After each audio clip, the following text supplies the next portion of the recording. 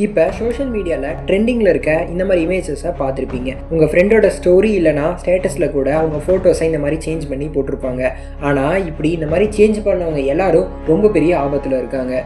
இந்த Ghibli art style இமேஜை பற்றி தான் இன்றைக்கான வீடியோவில் ஃபுல்லாக தெரிஞ்சுக்க போகிறோம். இன்றைக்கான வீடியோ ரொம்பவும் இன்ட்ரெஸ்டிங்காக இருக்க போகுது. ஸோ வீடியோவை ஸ்கிப் பண்ணாமல் ஃபுல்லாக பாருங்கள். சரி வாங்க வீடியோக்குள்ளே போகலாம்.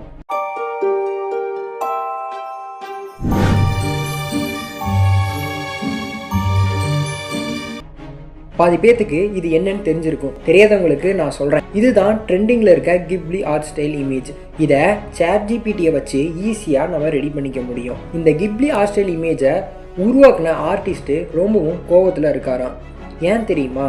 இந்த கிப்லி ஆர்ட் ஸ்டைல் இமேஜ் எப்படி உருவாச்சுன்னு ஃபஸ்ட்டு தெரிஞ்சுக்கலாம். ஒருத்தரோட 80 வருட உழைப்பு தான் இது. 1940களில் ஜப்பானில் வேர்ல்டு வார் நடந்துகிட்ருக்கு.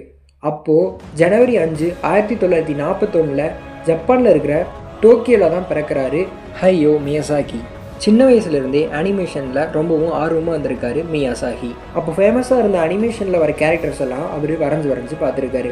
1963 தன்னோட 22வது வயசில் டோ அனிமேஷன் அப்படின்ற கம்பெனியில் சேர்ந்து வேலை பார்க்க ஆரம்பிக்கிறாரு. வேலைக்கு சேர்ந்த கொஞ்சம் வருடத்துலேயே அனிமேஷனை நல்லா கற்றுக்கிறாரு மியாசாகி. 2-3 வருஷங்கள்லேயே சில படங்களில் அவர் வேலை பார்க்கவும் ஆரம்பிக்கிறாரு. மொத்தமாக எல்லாத்தையும் கற்றுக்கிட்ட மியாசாகி சில வருடங்கள் கழித்து, சரியாக சொல்லணுன்னா 1985 அவர் ஃப்ரெண்டோட சேர்ந்து ஸ்டுடியோ ஒன்று ஓப்பன் பண்ணுறாரு. அதோட பேர் தான் கிப்லி ஸ்டுடியோ. இவர் தனியாக ஒரு ஸ்டைலை அனிமேஷனில் க்ரியேட் பண்ணுறாரு. அது பேர் தான் கிப்லி ஆர்ட் ஸ்டைல். தத்துரூபமாக ரியாலிட்டி மாதிரியே இருந்துச்சு இந்த ஸ்டைலு. ஆனால் அவர் எந்த ஒரு தொழில்நுட்பத்தையும் நம்பாமல் கையிலேயே வரைஞ்சி இந்த ஸ்டைல் அனிமேஷனை க்ரியேட் பண்ணுறாரு. ஒவ்வொரு சீனுக்கும் பல விதமாக வரையணும். புரியும்படி சொல்லணுன்னா, கிப்லி ஆர்ட் ஸ்டைலில் ஒரு படம் ரெடி ஆகணும் அப்படின்னா பல ஆயிரக்கணக்கான இமேஜஸை வரைஞ்சி நம்ம ரெடி பண்ணணும். கேட்கும்போதே ரொம்பவும் ஆச்சரியமாக இருக்குல்ல. அப்படி ரெடி பண்ணி தான் Castle in the Sky, Princess Mononoke அப்படின்ற சில திரைப்படங்களை அவர் வெளியிடுறாரு. நான் 2வது சொன்ன படத்துக்கு ஜப்பான் அரசு விருது கூட கொடுத்துருக்காங்க. அதுக்கப்புறம் பல படங்களை தயாரித்து வெளியிடுறாரு Miyazaki. The Boy and the Heron அப்படின்ற படத்தை தயாரித்து வெளியிடுறாரு. அந்த படத்துக்கு கூட பெஸ்ட் அனிமேஷன் மூவி அவார்டை கொடுத்துருக்காங்க.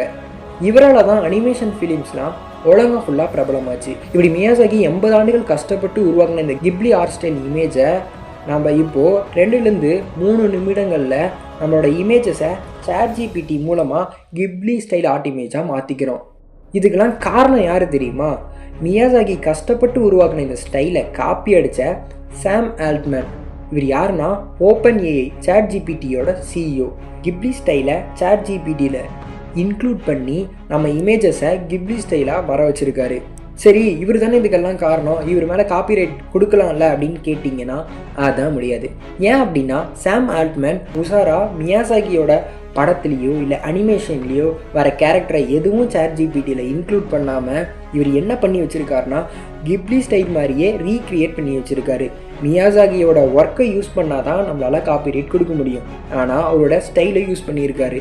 சமீபத்தில் சாம் ஆல்ட்மேன் கூட ChatGPTயோட GPUஸ்லாம் மெல்ட் ஆக ஆரம்பிச்சிருச்சுன்னு ஒரு ட்வீட் போட்டிருந்தாரு. அதுக்கப்புறம் கொஞ்சமாச்சும் பிரேக் கொடுங்களேன், ஏன் இத்தனை பேர் யூஸ் பண்ணுறீங்க அப்படின்னு சொல்லியிருந்தாரு. சரி, இதனால் என்ன பிரச்சனை இருக்குது அப்படின்னு கேட்டிங்க அப்படின்னா, உங்களோட இமேஜஸை ChatGPT மூலயமா நீங்கள் கிப்லி ஆர்ட் ஸ்டைலுக்கு மாற்றிக்கிறீங்க. அதனால் எந்த பிரச்சனையும் கிடையாது அப்படின்னு நினச்சிங்கன்னா அதான் இல்லை. அதனால் பிரச்சனைகள் வர வாய்ப்புகள் இருக்குது. என்னடா சொல்கிற அப்படின்னு கேட்டிங்கன்னா, ChatGPT அது மட்டும் இல்லாமல் இப்போ இருக்கிற AI எல்லாமே என்ன பண்ணுதுன்னா, இப்போ நம்ம ஒரு ப்ராம்ப்ட்டை கொடுத்தோம்னா ஒரு இமேஜை நமக்கு ஜென்ரேட் பண்ணி கொடுக்கும். அந்த இமேஜ் அப்படியே ரியாலிட்டி மாதிரியே இருக்கும். அதுக்கு எப்படி இந்த மாதிரி ஃபேஸ், அந்த கண், புருவம் அதெல்லாம் அதுக்கு தெரியும்? அது எல்லாமே ஏற்கனவே வேறு யாராச்சும் நம்மள மாதிரி ஆளுங்க பர்மிஷனோட ஃபோட்டோஸை அப்லோட் பண்ணியிருப்பாங்க. அதை அப்படியே நமக்கு ரீக்ரியேட் பண்ணி நமக்கு கொடுக்குது. இந்த மாதிரி கிப்லி ஆர்ட் ஸ்டைலுக்கு பல லட்சம் கோடிக்கணக்கான மக்கள் அவங்களோட இமேஜஸை ChatGPTயில் அவங்களோட பர்மிஷன்ஸோட அவங்களோட ஃபோட்டோஸை இன்க்ளூட் பண்ணியிருக்காங்க. இவங்க எல்லாரோட ஃபோட்டோஸையும் ChatGPT என்ன பண்ணுன்னா எடுத்து தனியாக அரேஞ்ச் பண்ணி தேவைப்படுற சமயத்தில் அதை ரீக்ரியேட் பண்ணி நமக்கே கொடுக்கும். சரி, இதனால் என்ன பிரச்சனை இருக்குது அப்படின்னு கேட்டிங்கன்னா, ஒரு ஆர்டிஸ்ட்டு தத்துரூபமாக கையால் வரைஞ்சி ஒரு அனிமேஷனை ரெடி பண்ணுறாரு. அதை நம்ம 2-3 நிமிஷத்துலேயே அவரோட ஸ்டைலை காப்பி அடித்து நம்ம இமேஜஸை மாற்றிக்கிறோம். ஆர்டிஸ்டுக்கான வேல்யூவை கொஞ்சம் கொஞ்சமாக குறைச்சிக்கிட்டே வந்துட்டுருக்கோம். இப்போது மியாசாகி ரொம்பவும் கோபத்தில் இருக்கார். ஏன்னா எல்லா மனுஷங்களும் இந்த ஆர்ட் ஸ்டைலை ஈஸியாக அவங்க இமேஜஸை மாற்றிக்கிறாங்க. பட் அவர் 80 வருடங்களாக இதுக்காக ரொம்பவும் கஷ்டப்பட்டுருக்காரு. சரி, இதுக்கு என்னதான் சொல்யூஷன் அப்படின்னு கேட்டிங்கன்னா அவர் கோர்ட்டுக்கு போய் கேஸ் கொடுக்கறது தான். இன்னும் 5லேருந்து 10 வருடங்களில் ஏஐ ரொம்பவும் அதிகமாக வளர்ச்சி அடைஞ்சிரும்னு எக்ஸ்பர்ட் சொல்கிறாங்க. இந்த வீடியோ பிடிச்சிருந்ததுன்னா நம்ம சேனலை மறக்காமல் சப்ஸ்கிரைப் பண்ணிக்கோங்க. அடுத்து வேறு ஒரு சுவாரஸ்யமான வீடியோக்களை பார்க்கலாம். அது வரையும் டாட்டா பாபாய்.